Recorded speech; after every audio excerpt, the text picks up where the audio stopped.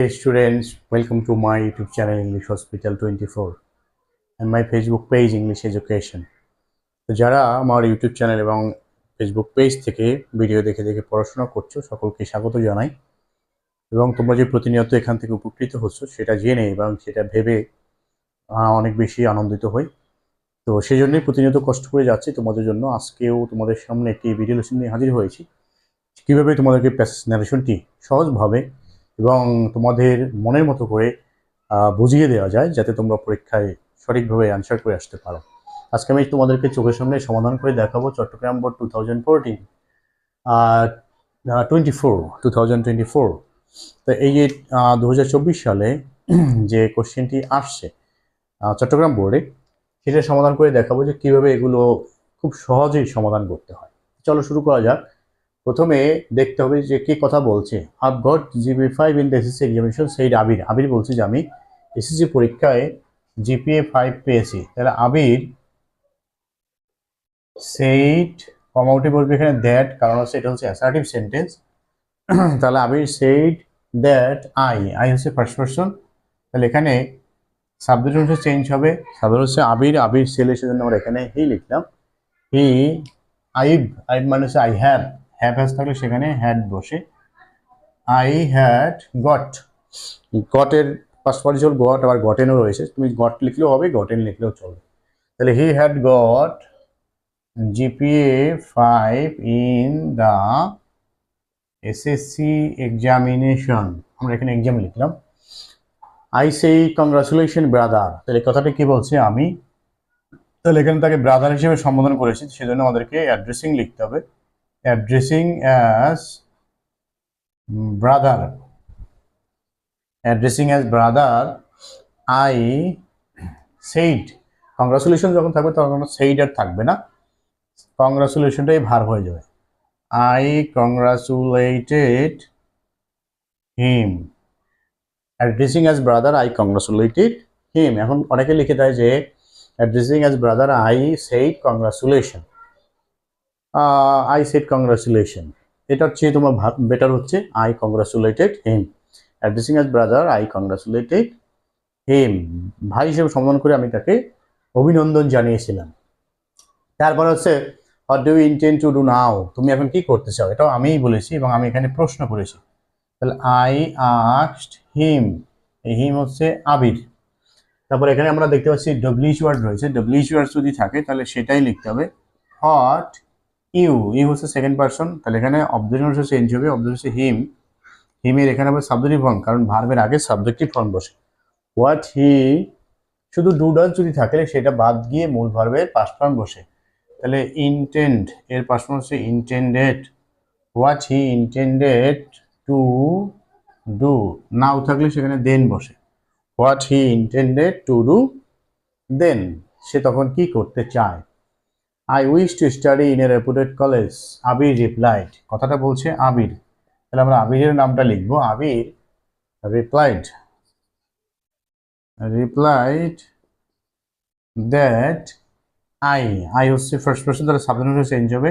তাহলে হচ্ছে আবির, উইশ থাকলে এখানে হবে উইশড, প্রেজেন্ট থাকলে পাস্ট হয়, present indefinite tense past indefinite হয়ে যাবে। তাহলে হি উইশ টু স্টাডি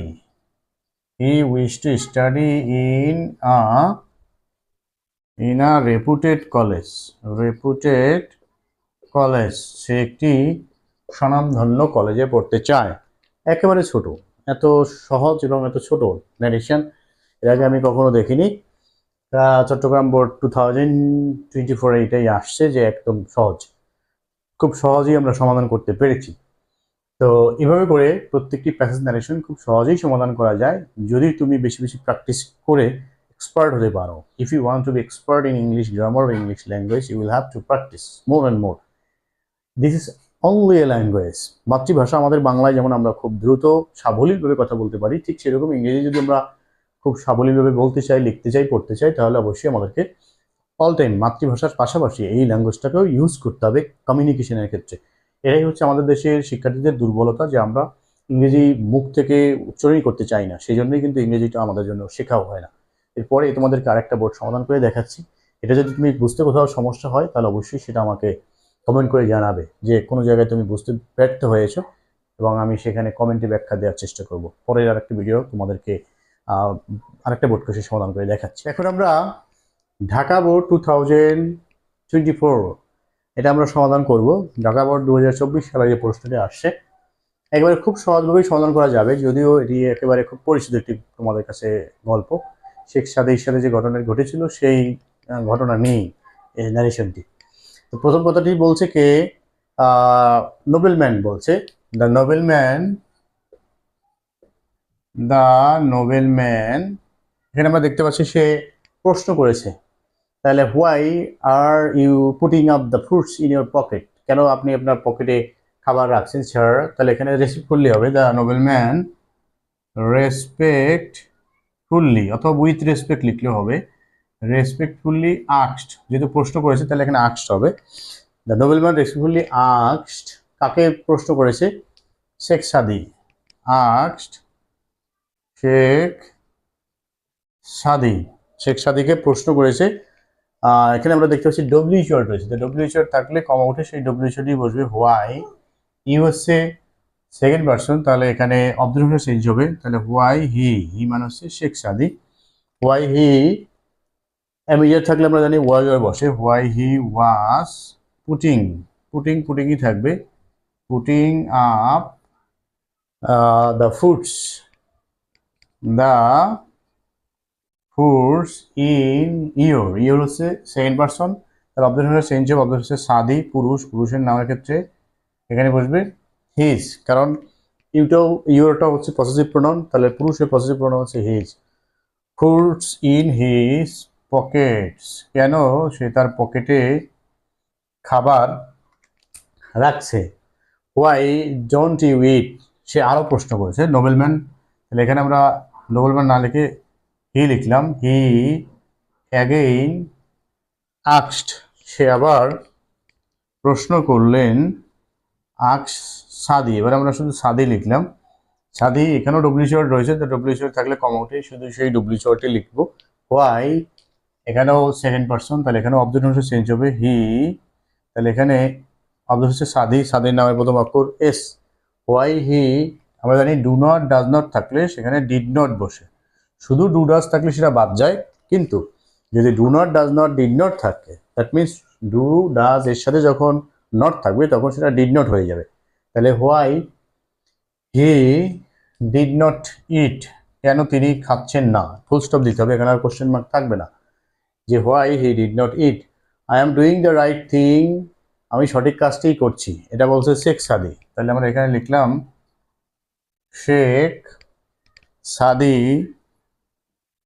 সাদি রিপ্লাইড অথবা অ্যান্সার, প্রশ্নের উত্তরে আমরা রিপ্লাইড বা অ্যান্সার লিখবো, রিপ্লাইড দ্যাট আই হচ্ছে ফার্স্ট পারসন, তাহলে এখানে সাবজেক্ট হচ্ছে চেঞ্জ হবে, সাবজেক্ট হচ্ছে সাদি, তাহলে এখানে হি, যে হি, আবার এখানে অ্যামিজার রয়েছে, অ্যামিজার থাকলে সেখানে ওয়াজার হবে, তাহলে হি ওয়াজ, মনে রাখতে হবে ওয়াজার থাকলে সেখানে হ্যাডবিন হবে, অ্যামিজার থাকলে সেখানে ওয়াজার হবে। Replied that he was doing the right thing, যে সে সঠিক কাজটি করছে। My dress deserve this foods, এটাও তিনিই বলছেন, তাহলে আমরা হি মানে হলো সাদি, he also said that my dress, my হচ্ছে ফার্স্ট পারসনের পজিটিভ প্রোনাউন, তাহলে এখানে হবে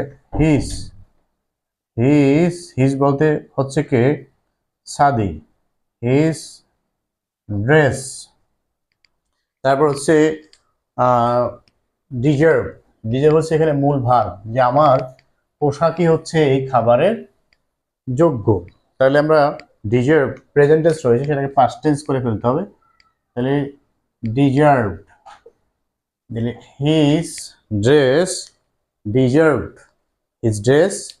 দিস থাকলে আমরা জানি দোজ বসবে, দিস থাকলে দোজ হবে, তাহলে দোজ ফুডস ফুডস, যে my dress deserve this foods, তাহলে হবে কি his dress deserve those foods, যে আমার পোশাকই হচ্ছে খাবারের যোগ্য। পরের কথাটি কে বলছে? I don't understand what you want to say. এটা নোবেলম্যান বলছে যে আপনি কি বলতে চান সেটা আমি বুঝতে পারছি না। তাহলে দ্য ম্যান সেড দ্যাট অথবা টোল্ড দ্যাট অথবা replied that. Said that I হচ্ছে ফার্স্ট পারসন, তাহলে এখানে সাবজেক্ট অনুসারে চেঞ্জ হবে the man said that I হচ্ছে চেঞ্জ হয়ে গেল, ডু নট থাকলে ডিড নট হয়, একটু আগে বলেছিলাম। হি ডিড নট, আর পরের ভাবে কোনো চেঞ্জ হবে না। Understand, he did not understand, এখানে হোয়াট হচ্ছে কনজাংশন, হোয়াট ইউ হচ্ছে সেকেন্ড পারসন, তাহলে এখানে অবজেক্ট যেহেতু ম্যান কথা বলছে অবজেক্ট হচ্ছে সেক্সাদি, তাহলে সেক্ষেত্রে হি হয়ে যাবে। হি হবে এই কারণেই যেহেতু এখানে এটা হচ্ছে শব্দের অংশ, এই হচ্ছে ভার্বের আগে যে থাকে সেটা হচ্ছে শব্দের অংশ। হোয়াট হি ওয়ান্ট হলো প্রেজেন্ট টেন্স, হয়ে যাবে past tense. He wanted to mean, to এর পরে কোনো ভার্বের চেঞ্জ হবে না, এটা মনে রাখতে হবে। He wanted to mean and conjunction দিয়ে যুক্ত রয়েছে, এই জন্য নতুন কোনো রিপিটিং ভার্বের প্রয়োজন হবে না। And I am sorry, I হচ্ছে ফার্স্ট পারসন, সাবজেক্ট অংশ চেঞ্জ হবে, সাবজেক্ট হচ্ছে ম্যান, অ্যামিজার থাকলে সেখানে ওয়াজ আর বসে, হি ওয়াজ সরি।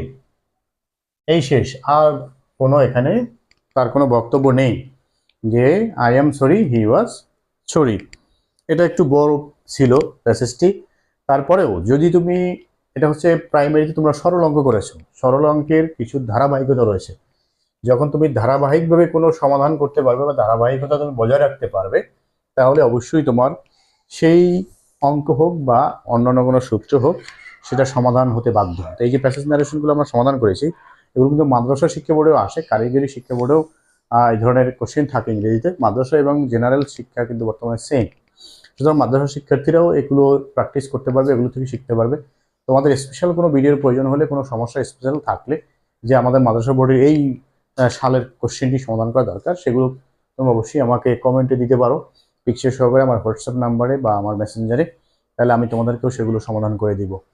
তো এই যে আমরা সমাধান করলাম ঢাকা বোর্ড এবং চট্টগ্রাম বোর্ড একসাথে, আশা করছি তোমরা বুঝতে পেরেছো যে কীভাবে পরীক্ষা এগুলো সমাধান করতে হয়। যদি বুঝতে পারো তাহলে অবশ্যই লাইক কমেন্ট শেয়ার করতে ভুলবে না, এবং যারা আমার চ্যানেলটি এখনও সম্পর্কে জানে না, চ্যানেল সম্পর্কে তাদেরকে জানাবে, আমার এই চ্যানেলের সাজেশনগুলো তাদেরকে দেখতে বলবে, তাদেরকে এখান থেকে পড়াশোনা করতে বলবে। তো এই পর্যন্ত ছিল আজকে ভিডিও লেসন, আমি এখানে শেষ করতে চাই। I wish you all the best, thanks for watching, thanks to all.